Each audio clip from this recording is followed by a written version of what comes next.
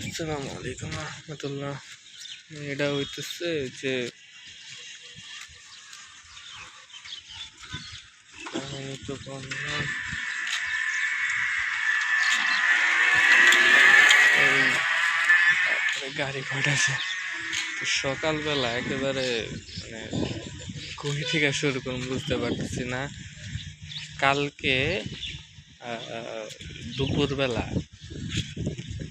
দাদু হুট করে ফোন দেয়, দাদি হুট করে ফোন দিয়ে বলতেছে যে গোলার ভিতর যে ধান, মানে ধানগুলো আছে না, ওই জায়গা থেকে 50-60 মণ 50-60 মণ কেজি, প্রায় 2000 কেজির উপরে যাব।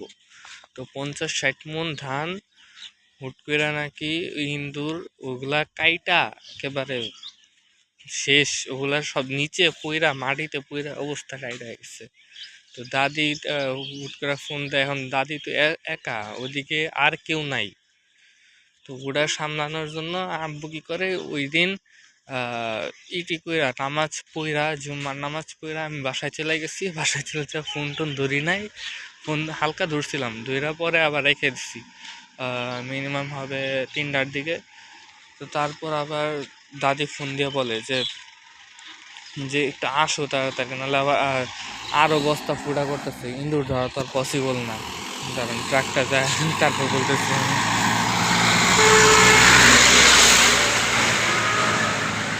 ধানের তো ক্রাইসিসের জন্য আবার ওদিকে এদিকে করে ধানের ক্রাইসিসের জন্য আবার গেল যায়া ওই জায়গায় মিনিমাম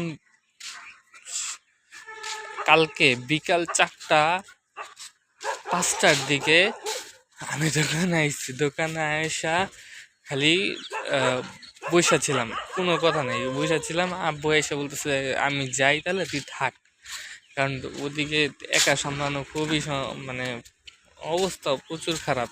কি বলবো, এই জন্য আব্বু ওই সময় চলে গেছিল। চইলা যায় সোজা কথা, কোনো কথা নাই, ওইদিকে সব কিছু গুছাইছে, এখনো গুছাইতেছে। সকালবেলা এখন কয়টা বাজে, এখন মিনিমাম 5টা, না 5টা, 5:30টার মতো বাজে। আব্বু এখনো গুছাইতেছে, ধান টান সব আলোচনা, মানে ইন্দুর কাটছে তো কাটছে, অনেকগুলো বস্তা কাটছে গোলার ভিতরে। তো গোলার ভিতরে 50-60 মিনিট ধান তো আটবো না, ওদিকে সাইডে আরো বস্তা করে রাখছে, তো বস্তা ওগুলো সব কেটে ফেলছে, প্রায় 5-6টা বস্তার মতো। পুরা ধান দিয়ে ঘর অবস্থা খারাপ, মানে এই জন্য আরো করা লাগে। সব মিলাইয়া প্রায় ভালো পরিমাণে একটা হয়েছে, অবস্থা খারাপ হয়েছে। আবার ধানেরও দাম বেশি এখন, এর জন্য কালকে কোনো কথা ছাড়া ডাইরেক্ট চলে গেছে মেশিন। বিকাল 5টার দিকে যা মনে পৌঁছাইছে সেই রাত 9টা না 10টা 11টার দিকে। আর কিছু বলি নাই আমি যে যাও, সমস্যা নেই, তো বিপদে আসছে তো যায় না যায় কি করব। এখন ওদিকে গেছে, যাওয়ার পরে আজকে মনে গুছাইবো। এই জন্য আমি সেই যে বিকাল 5টায় গেছি দোকানে, আর আসি নাই।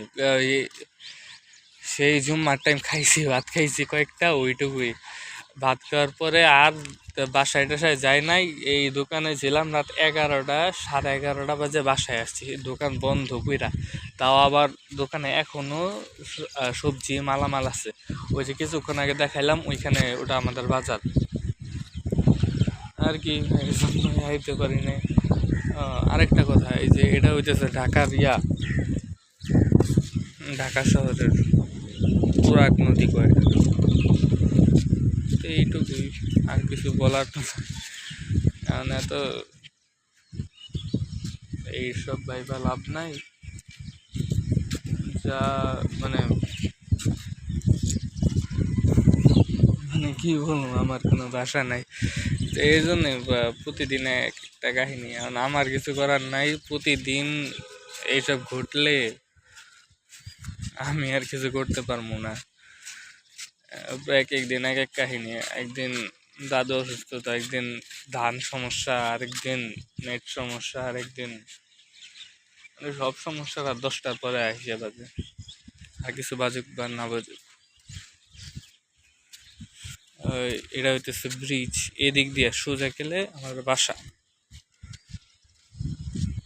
ও ভালো কথা, আরেকটা জিনিস কালকে ক্যামেরাতে কতটুকু বোঝা যাবো জানি না, বোঝা যাবো এই যে হাতে হাতে মানে ধোয়া বইরা গেছে, পুরা আঙুলে যে হালকা লাল, ক্যামেরা তো বোঝেন যে হাতে ঠোয়া পড়ছে, এই জায়গায় পড়ছে, এই আঙুলে পড়ছে, এই আঙুলে পড়ছে, অবস্থা হয়েছে। আর আমি আছি এই যে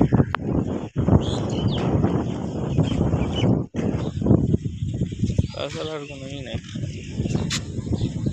এটা কথা বলতেন। তো এই পর্যন্ত, ভালো থাকেন। আর আমি কি করবো ওই জায়গায় প্রতিদিন নেটের সমস্যা করলে অথবা কোন না কোনো কাহিনী হয়, এখন কোনো না কোনো কাহিনী হয় না, আমার তো কিছু করার নাই। আমি তো চেষ্টা করি সবসময় ওই টাইমে অনলাইন থাকার, কিন্তু ওই টাইমে তো ঝামেলা সব থেকে বেশি হয়। তাও সমস্যা নাই, ছোট্ট একটা প্রবলেম আছে। এরকম প্রবলেম তো সবসময় হয় না, অনেকের মাঝে দেখি এরকম প্রবলেম তো হাজার হাজার হয়। তাই বলে কাহিনী করে লাভ নেই। আর ওই যে ছবি দিলাম না, ওটা এই জায়গা থেকে, এটা হলো রূপায়ণ সিটি। আমাদের পাশে একটা সিটি আছে, মানে এমনি এই যে এগুলা সেক্টর, এই যে ওটা মসজিদ, বড় 5 তলা মসজিদ, নিচে এসি আছে 2 তলায়, তারপর আবার 5 তলা ফাউন্ডেশন, আর ওদিকে সেক্টর। এদিকে কাজ চলতেছে, ওই যে এদিকে ময়লা ফেলায়, এদিকে বিল্ডিং বানানো শুরু করবো, ওদিকে রূপায়ণ সিটি, এদিকে ছবি তুলছিলাম আমি এটার ভিতরে। ওদিকে স্কুল আছে, রূপায়ণ সিটি ক্লাব আছে। এই ক্যামেরাতে বেশি একটা হয়তো ভালো বোঝা যেতেছে না। আর একদিন ঢাকা শহরে ব্লগ বানাবো না, ঘুরে দেখাবো, গ্রামের ব্লগে দিতে পারতেছি না, এটা সব থেকে বড় কাহিনী। আসলে আমি মানুষটা অনেক আলসা, কাজ করতে চাই না। আমার সত্যি একটা কথা কই, রাগ কইরেন না, আমার তুমি কইরা কইতে ভয় লাগে, এই জন্য আপনি কইরা কই। সত্যি একটা কথা কই, গ্রামের ব্লগ আমি অর্ধেকও না 40% বানায় রাখা দিছি। আমার একদম আলসামি লাগে, মানে কাজ করতে মন চায় না মাঝে মাঝে।